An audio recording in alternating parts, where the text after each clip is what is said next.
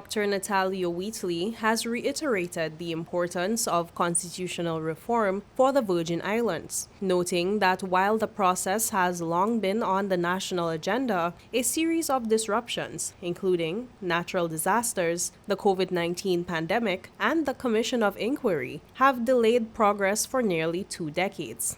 Speaking on Virgin Islands Voice, Wheatley said it is time for the territory to advance its development and emphasized that there is a clear mandate from the United Nations stating that colonialism should be abolished. That means the fact that we have the situation that we have with the United Kingdom, this is colonialism and it has to come to an end. We have Carrier, the governor, who has certain responsibilities.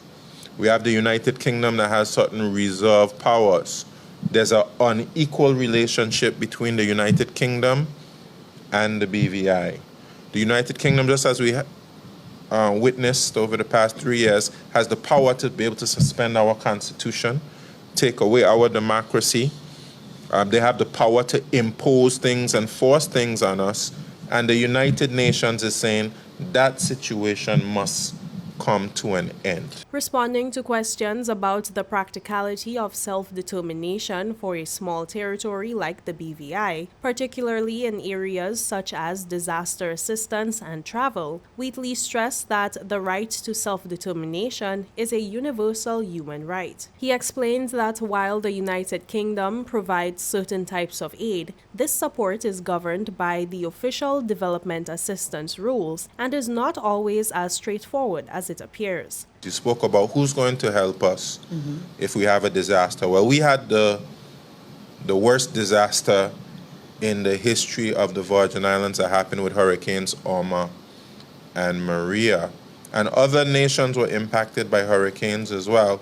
And the funny thing about it is some of the independent countries in the Caribbean got more help than we did. Dominica got millions and millions of dollars from the United Kingdom. You had, it might have been Antigua and Barbuda who got money as well. So this is why it's important for persons to have education. If you become independent, and there are other options as well for us, we can have a free association or we can be integrated. It does not mean that you're not going to be able to get assistance in the event of a disaster. In fact, you might even get more assistance because of the relationships you're able to form with different nations around the planet. Now, because we have this relationship with the United Kingdom, quite naturally, persons assume that the United Kingdom is going to help us. Right. But the United Kingdom abides by order rules, official direct assistance. So what does that mean? It means that they can only assist out of their development budget nations who are considered low income or developing countries. So we don't get any development aid from the UK. And just for persons, no, we don't get any budgetary aid from the UK.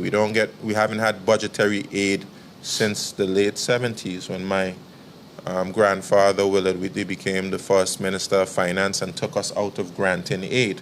So they don't give us budgetary aid. They don't give us any development aid. Places like Montserrat will get development aid because they have the situation with the volcano, but we don't get that type of aid from the United Kingdom. On the issue of security, the Premier clarified that the Virgin Islands holds responsibility for its own security, while the United Kingdom assists primarily through the provision of uniforms and equipment. He also highlighted support from regional bodies such as CARICOM Impacts, the Regional Security System, and other organizations that have helped strengthen the territory's security framework.